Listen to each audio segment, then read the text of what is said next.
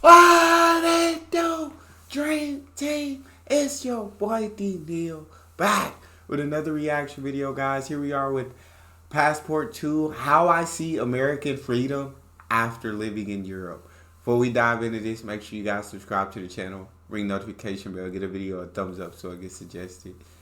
What we got? We're Americans who have been living in Germany for over 4 years now. Nice. But which country do we feel more freedom in?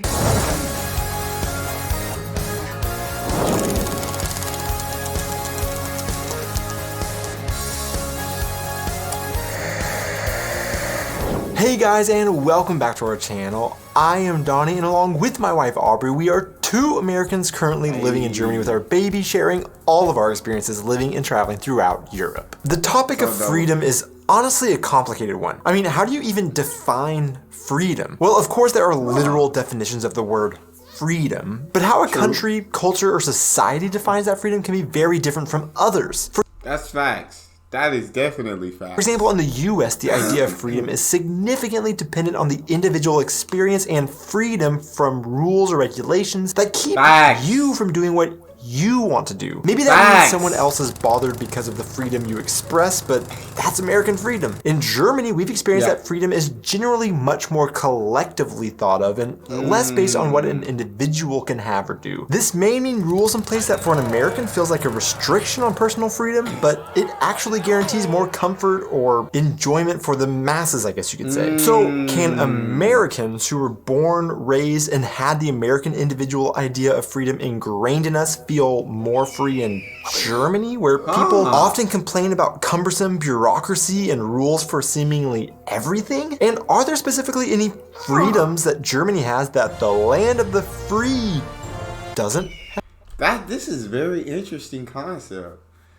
because now that he breaks it down like that, I can see exactly what he means, because here in America our freedom is more of like individual, like what can I individually do, like, you know what I'm saying? It's not more community based. It's more individual based. Like, even if something that you're doing annoying like 10 other people, it's your freedom to be able to do that. You know what I'm saying?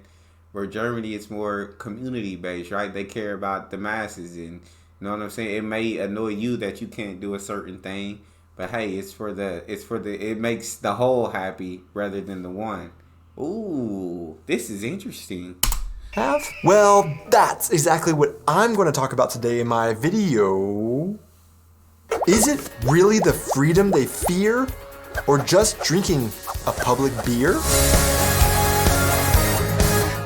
In the US, you often hear the idea pushed that as the land of the free, only in the US will you feel as free as humanly possible. And for us as Americans, that is pushed very much and very hard. That is ingrained in us from a young age. Moving to Germany, there were things that we found out were legal or acceptable to do that in the US one cannot do, that challenged this idea and made us question, is it possible for one place to be the most free country in the world? Or are some countries just more free in some aspects but not as free in other aspects? So I think that's that one. It's the latter. Yeah. Some countries more free in some aspect, other countries are more free in other aspects. So can one country be the most free?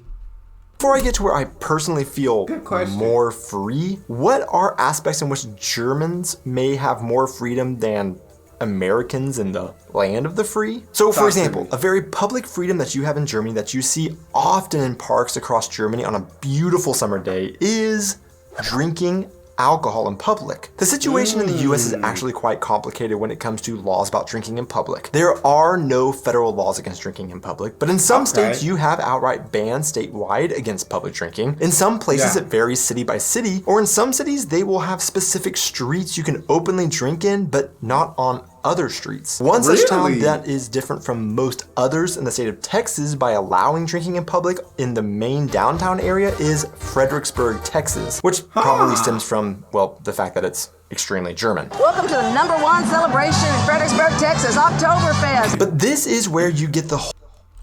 Are you telling me they had an Oktoberfest in Fredericksburg, Texas?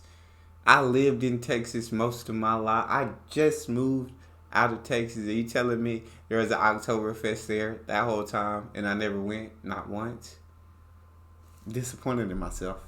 Whole brown bag over alcohol bottle stereotypes trying to hide that you're drinking in public, whereas in Germany, this is completely unnecessary. Or sticking to the drinking theme, even the fact that you have the freedom to buy beer and wine so much younger, namely at 16 in Germany, crazy. whereas in the US, you don't have the freedom to buy it 21. until 21 is a huge difference. That's crazy. That's crazy. Shout out Germany for that one. Shout out Germany. It is generally accepted in the US that Europe as a whole is looser with its acceptance of nudity compared to the historically more Protestant ideals of the US, but in Germany, it is so much more than just people being naked. Nudity has some roots in a declaration of freedom against a regime restricting personal freedoms. Nudism was particularly popular in East Germany, or German Democratic Republic as it was known. It was secretly considered a form of escape from the uniforms, marches, and conformity of the communist state. Still to this day, Germany has significantly more freedoms when it comes to when and where people are allowed to be in the buff, and you will find nothing but skin at times on rivers, lakes, at saunas, some parks, and even now at some public pools where topless swimming is acceptable. Unlike in the US, where getting naked can lead to big trouble outside of very fringe nudist communities or inside your own home where nobody else can see you. Real quick, I want to remind you guys that we now have Passport 2 merch, and I have links in the description of the video where you can go to check that stuff out. I also want That's so freaking dope that they got their own merch. I want my own merch. I don't know how many people would buy my merch. I don't know what my merch would look like. But I want my own merch.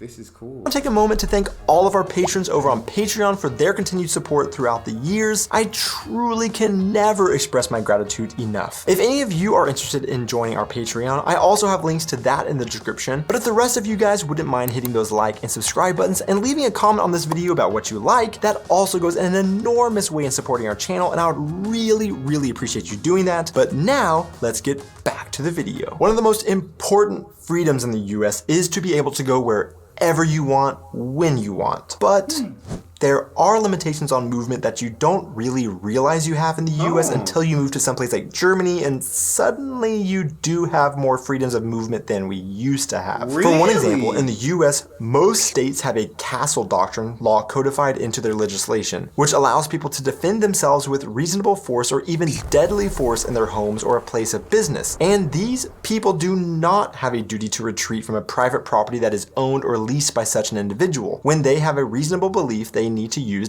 People do not have a duty to retreat from a private property that is owned or leased by such an individual. Reason belief they need to use deadly force to protect. Oh, wow. Deadly force to protect themselves. These laws are going to vary from state to state and are very complicated aspects of law. But yeah, you very generally have a reason to be scared going on someone's private property, and there would never be a public path crossing someone's private property. When we first moved here, we noticed right away the walkways, trails, and paths that zigzag all across Germany's countryside. In Germany, you do have a limited freedom to walk on private property via paths and trails that may cut through farm fields, for example. Now, this right to cross someone's privately owned land is not nearly as loose as, say, in Norway or Scotland, where you can hike, camp, or start fires basically anywhere. And you definitely can't cause damage to private property like prancing across some farmer's crops. But Germany's limited right to roam was a big culture shock for us as Americans coming to Germany, even with its limitations comparatively to other European countries. Or something that we haven't personally gotten to experience yet, but are currently working on, not necessarily based on any laws of where you can or can't go made by either country themselves, but made by other countries for Americans or Germans. A German can actually technically more easily travel around the world as it does have a stronger passport, allowing entry to. I legit thought that America had the strongest passport. Okay, I'm definitely proven wrong. 125 visa free, 43 visa on arrival, 8 ETA, 22 visa required. Okay, I see y'all, Germany. I see y'all. more countries around the world without the need of any visa than Americans can. There's also the freedom of movement not based on any laws per se, but rather just that feeling of safety to use the freedom of movement that one has. In 1969, 48% of American children aged 5 to 14 years usually walked or bicycled to school, but today that number has sunk to only about 11%. In Germany, this number has also dramatically sunk in the same time period, with roughly 90% of children walking to school in the 1970s, down to roughly 40% today. Now, I can speak from experience in both countries that it was very rare that I would ever see a child on the streets alone with a backpack in the US, unlike in Germany where every day during the school year, I see children, and even some where the backpack is basically as big as they are, walking alone to and from the schools. So why is it that something so simple as the freedom of walking or biking to school is something Americans don't feel free to do? Well, there are more. Yeah, it's like you're free to do it. You're not restricted from it. There's just, with all the media, I feel like that we're showing all the news about kidnapping, about children getting assaulted, about, it's disgusting, and it's just so scary about like school shootings and things like that. It's just so scary now to send your child out in the street by himself. Like you're just so scared because of everything that you see. You don't know what can happen. When I was growing up, oh my God, we freaking rode the bike all across town. We walked all across town with our friends. We did everything outside. Like, only time I was inside was right before bed, right before it was time to go to sleep. And that was just to sleep. Other than that, I was outside with friends all the time. But nowadays, you can't just leave your kid out like that anymore. Times have definitely changed. Like I said, you're free to do it, but it's a crazy world. Definitely over here in the U.S., for sure. It's a lot of craziness going on. Multiple reasons. I don't want to paint a picture that the US is too dangerous to walk around and without the risk of some sort of bodily harm. And in fact, data shows that for most American parents, the number one reason for not allowing children to walk or bike to school is actually simply the distance. Well, I guess I didn't think of that.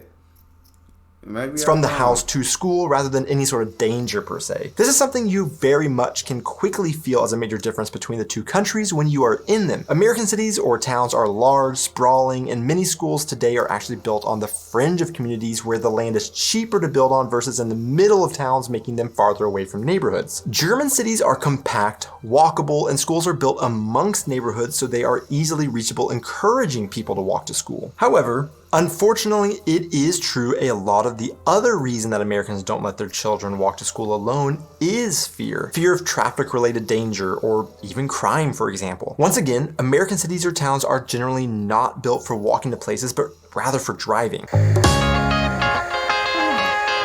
Then there is the freedom in Germany that every tourist looks forward to when they visit. The freedom to drive as fast as you want on the German Autobahn. Now, there are multiple misconceptions that tourists have about this. Like, one, the German Autobahn is the name of one street in Germany that happens to not have a speed limit, and two, that there is absolutely no speed limit on this road. The fact is that the Autobahn is the translation for what we would call in the US highways, and is in fact the highway system all across Germany. So, lots of roads. Also, there are speed limits on major portions of the Autobahn. Not the entire highway system is without speed limits. But this is, of course, in comparison to the US, where there are always speed limits on all the roadways. Sure. Speed suggestions, as I like to call it. As long as you don't see a cop anywhere near you, then they're speed suggestions.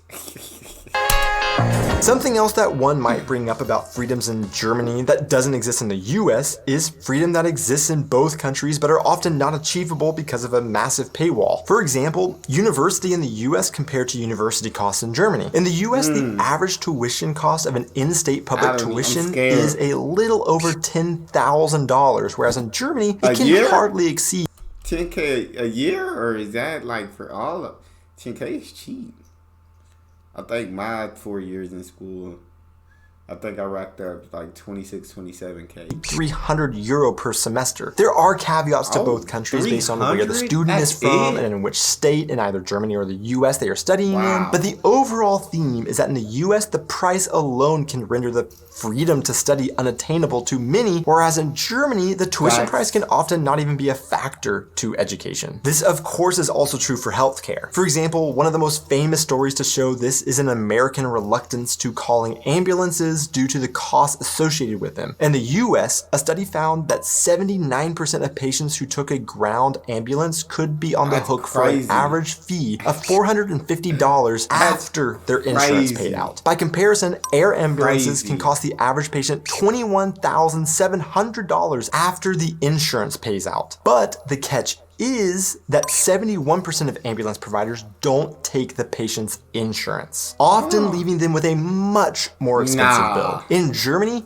everybody feels much more freedom to call an ambulance because if a doctor says you need immediate treatment, i.e. in emergencies, transport to hospital is free. Otherwise, you usually pay 10% of transport costs from a minimum of €5 up to a maximum of €10. For an air ambulance, the same conditions apply as for normal ambulance transport. When we had our baby... Yeah, shout out Germany. Shout out, hey, y'all doing it right.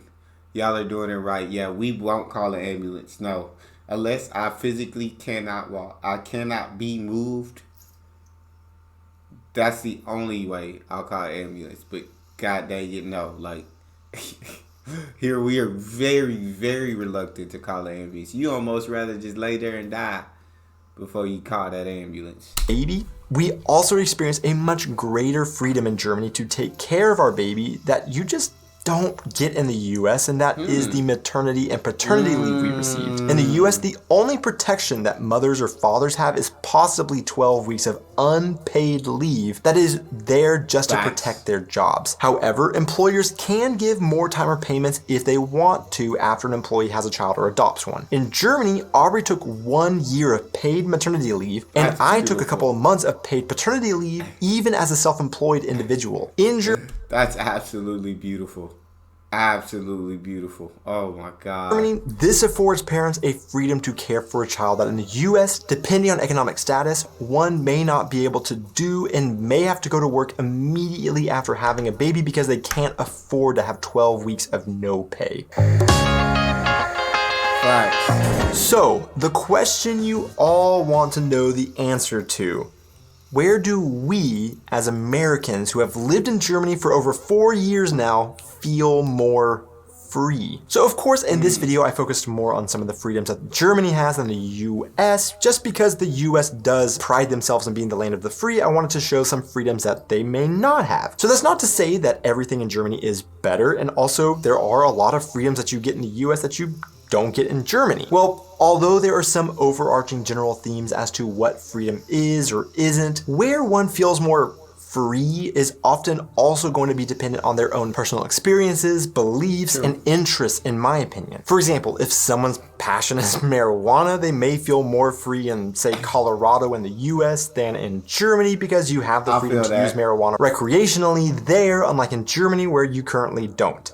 Emphasis on currently. But I guess I would say, speaking for me personally, in most cases, even with all the great things I've talked about in this video, I do still feel more free in the US. However, there are also aspects that make me feel more free in Germany. But this is an ever-evolving subject for me, and sometimes my feelings can change even from day to day. But I would love to hear all of your thoughts in the comments below on this subject. To see who made it this far. Yeah, I feel like it just depends on the person. It just depends on the person and what you value. Like, you may value certain things that are more free in one country than the other, or vice versa. So it depends on what you value as a person, and I guess that's what'll be the result of where you feel more free. So that's all we got. You guys got a favorite video suggestion? You can subscribe to Patreon or drop it in the comment section. It's your boy Neal. Out.